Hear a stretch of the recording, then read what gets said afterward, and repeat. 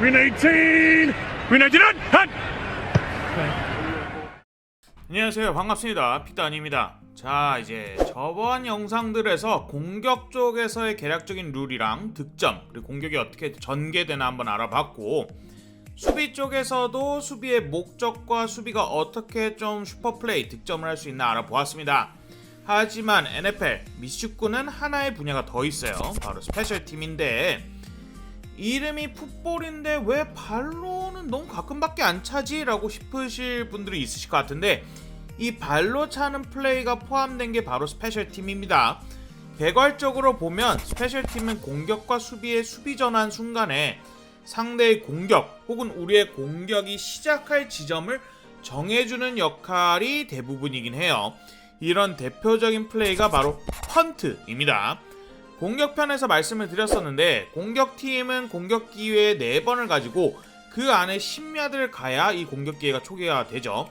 하지만 공격팀이 3번의 공격 기회를 소모했음에도 불구하고 이 목표하는 갱신선 근처에도 못 가는 상황이었을 때 4번째 공격 기회를 가지고 한 번 더 시도를 했는데 그 지점까지 못 가면 상대팀 공격이 그 자리에서 들어서고 우리 수비가 그 자리에서 공수가 전환이 됩니다.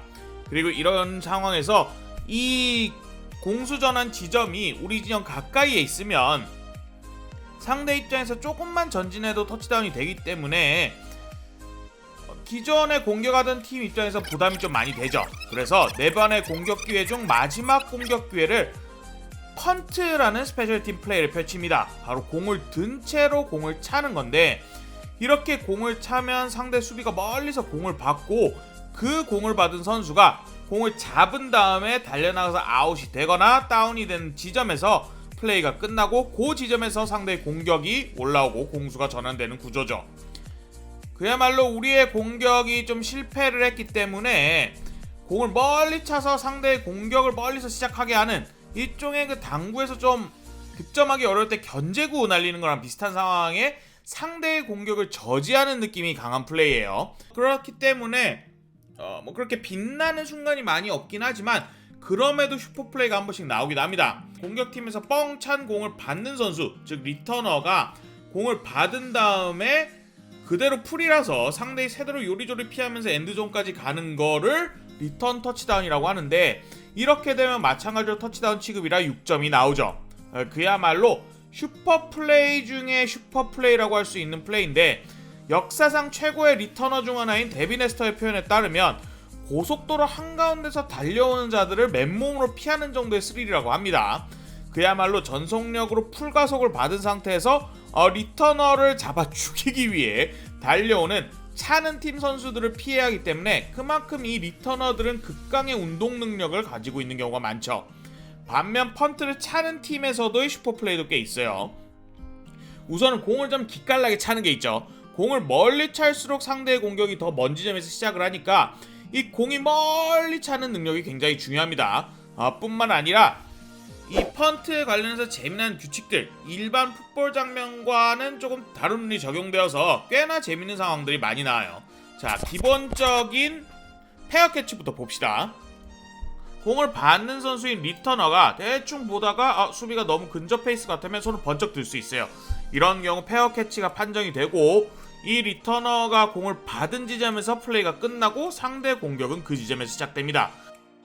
둘째로 터치백이라는 게 있습니다.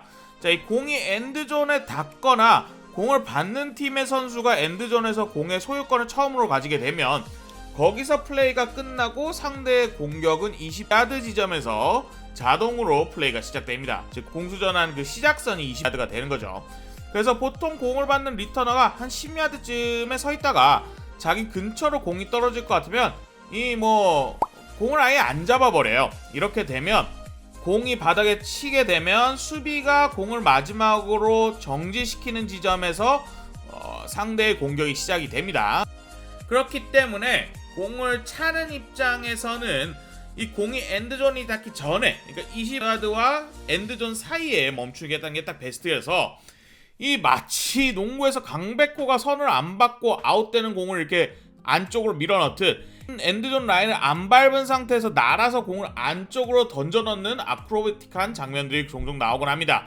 공을 찬 팀에서는 공중에 뜨기 전 마지막 발자국이 엔드존 안만 아니라면 그 공은 여전히 살아있는 공으로 쳐지거든요. 그래서 이를 유념해서 펀트를 차는 펀터도 공을 멀리 차되 우리 팀이 그 공이 바닥에 떨어지는 때까지 거기에 딱 도착할 수 있도록 채공 시간이 길게끔 차는 것도 굉장히 중요합니다. 이외에도 머프드라는 플레이가 있어요. 공을 받는 팀은 공을 잡기 전에 손을 올리면 페어 캐치가 성립이 되는데 이때 공을 잡는 위치에서 공수 전환이 된다고 말씀을 드렸죠. 다만 이 한 번씩 공격측이 다가오는 수비가 무서워서인지 아니면 좀 너무 순간적으로 공을 놓쳐서인지 뭐 살짝 긴장이 되었는지 공을 못 잡는 경우가 있어요. 이런 경우 이를 머프트라고 합니다. 그리고 머프트된 공은 잡는 사람이 임자예요. 즉 공을 받는 팀 누구든 간에 공과 접촉이 있으면 설령 그게 헬멧이라 할지라도 그 공은 머프트볼이 되어서 그야말로 그 공을 잡는 팀이 공격을 이어갑니다. 이래서 우리 팀 공격을 아무것도 못했네 하고 넘어갔는데 갑자기 펀트를 차고 상대가 공을 머프트하면서 오히려 우리 팀이 팍 하고 공을 잡아서 순식간에 40야드 전진하는 경우도 꽤나 나옵니다. 그 외에도 페이크 펀트라는 게 있는데 그야말로 펀트인 척 해놓고 도박수로 다른 플레이를 펼쳐서 야드를 갱신하는 목표가 있는 플레이죠. 스페셜팀 플레이를 펼치기 위해 올라온 선수들은 정규적인 공격이나 이런 거를 하기 위해 훈련을 받은 선수들이 아니기 때문에 굉장히 도박적인 플레이이기도 합니다. 그 외에 또 다른 스페셜팀 플레이는 바로 킥오프라는 게 있습니다. 게임이 시작할 때, 후반이 시작할 때 득점이 나오는 상황 등 상대가 공격을 어디서 시작할지 모르니까 그 공격 시작 지점을 지정해주는 플레이라고 보시면 될 것 같은데요. 공을 차는 선수들이 일절 쭉 서고 공을 차는 포지션 키커가 공을 차면 반대쪽에서도 마찬가지로 선수들이 배열을 하고 킥을 받는 리터너가 이 날라온 공을 받고는 오도도도도 달려나가는 구조입니다. 리터너의 질주가 멈추는 지점에서 플레이가 끝나고 거기서 공격이 시작되고 이 킥오프의 킥이 멀리 나가서 상대의 엔드존 너머까지 나가게 되면 아까 펀트와 마찬가지로 터치백으로 25야드 지점에서 공격이 시작됩니다. 펀트와 살짝 다른 점은 펀트의 경우에 공이 이제 아웃라인을 넘어가면 그 지점에서 상대의 공격이 시작이 되지만 킥오프에서는 아웃라인 밖으로 공이 나가면 반칙이 돼요. 또 이제 킥오프에서 빠질 수 없는 굉장히 큰 슈퍼플레이가 있는데 온사이드 킥이라는 것이 있습니다. 이 킥을 차는 팀이 일자로 서는 거는 비슷한데 키커가 평소 대비 조금 더 공에 가까이 있는 경우가 많아요. 이 미식축구 공이 불규칙적으로 튀기 때문에 이를 이용하는 플레이인데 불규칙하게 공이 튀도록 어느 정도 찬 다음에 이 공을 잡는 사람이 그대로 공격권을 가지게 돼요. 하지만 그렇다고 이렇게 너무 무적의 전략은 아닌 게 이 공을 찬 뒤에 최소 10야드는 무조건 지나고서야 차는 팀에서 공을 잡을 수 있기 때문에 공을 받는 팀에 압도적으로 유리하게 설계된 플레이이기도 합니다. 그리고 만약에 공을 받는 팀에서 공을 그 자리에서 잡게 되면 코앞에서 시작을 하기 때문에 여러모로 공을 차는 팀에서는 엄청난 리스크가 있는 도박 전략이에요. 팀이 지고 있을 때 서로 턴을 주고받는 미식축구 특성상 시간이 너무나 부족한데 우리의 공격권이 하나라도 더 필요할 때 쓸 수 있는 깜짝 중에 깜짝 전략으로 생각하시면 될 것 같아요. 마지막으로 필드골과 엑스트라 포인트 킥이 있습니다. 아까로 돌아가서 공격팀이 4번의 공격 기회 중에 4번째 공격 기회 10야드 갱신은 한참 남았지만 상대 이제 뭐 도저히 갈 수 없을 것 같은 펀트를 찬다고 말씀드렸죠. 근데 오히려 우리가 전진을 너무 많이 했고 펀트가 의미 없는 경우가 있어요. 이런 경우에 무리하게 마지막 공격 기회를 시도하기보다는 키커를 보호해주는 진영을 짠 뒤에 공이 스냅되고 한 명은 공을 고정시키고 키커가 그 공을 차는데 이 공이 노란 폴대 사이로 들어가게 되면 필드골이라고 합니다. 이 3점 득점에 해당되는데 NFL이 과거에는 굉장히 좀 공격의 득세가 좀 덜해서 그래도 뭐 본전은 챙겨간다 정도의 느낌이었는데 최근 NFL은 공격 측에 유리하게 너무 많은 것들이 조정되면서 뭐랄까 본전보다는 너무 뻔트인데 하는 느낌으로 바뀐 경향이 없잖아 있긴 해요. 하지만 NFL은 굉장히 역전이 잘 일어나고 양 팀들 간의 격차가 큰 경우가 적기 때문에 묘하게 가장 극적인 순간에 이 필드골로 승부가 결정되는 경우가 많이 있습니다.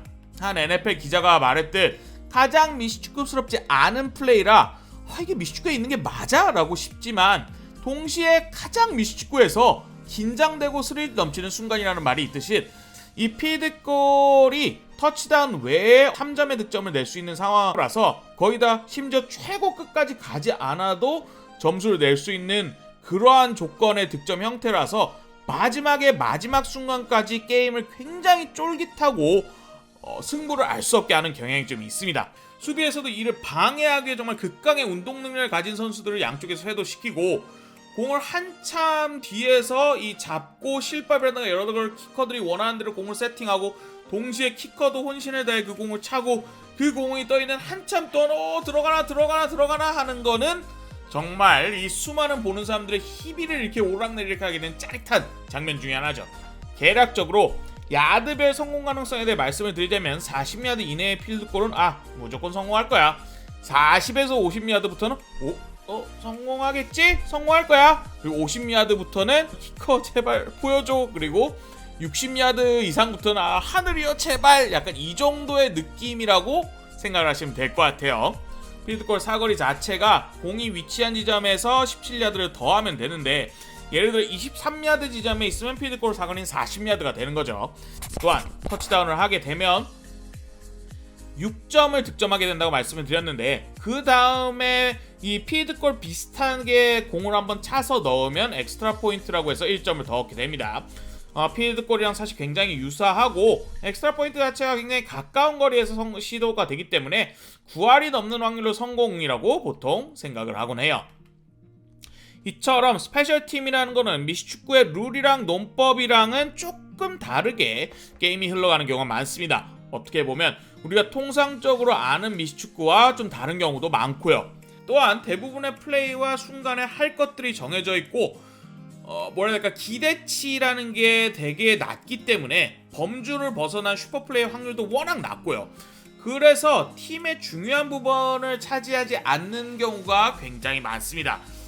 시즌 초반이나 프리시즌에 굉장히 후보와 잘리는 사람의 그 턱걸이에 있는 사람들이 마지막 기회를 부여받는 곳이 이제 스페셜팀이라 그곳에서 정말 강력한 태클이라든가 강력한 의지로 풋볼에 대한 자신이 왜 이 팀에 남아있어야 되는지를 증명하는 자리이기도 합니다. 수많은 드래프트 하위 라운더 출신들이 올프로, 프로볼, 나아가서 명예의 전당에 들어가게 될 때 그들의 커리어 초창기의 이 스페셜팀에서의 연습, 게임에서의 강력한 태클 등이 팀에 굉장히 큰 공감을 주면서 그래서 정식 공격팀이나 수비팀에 포함되게 되는 경우가 있죠.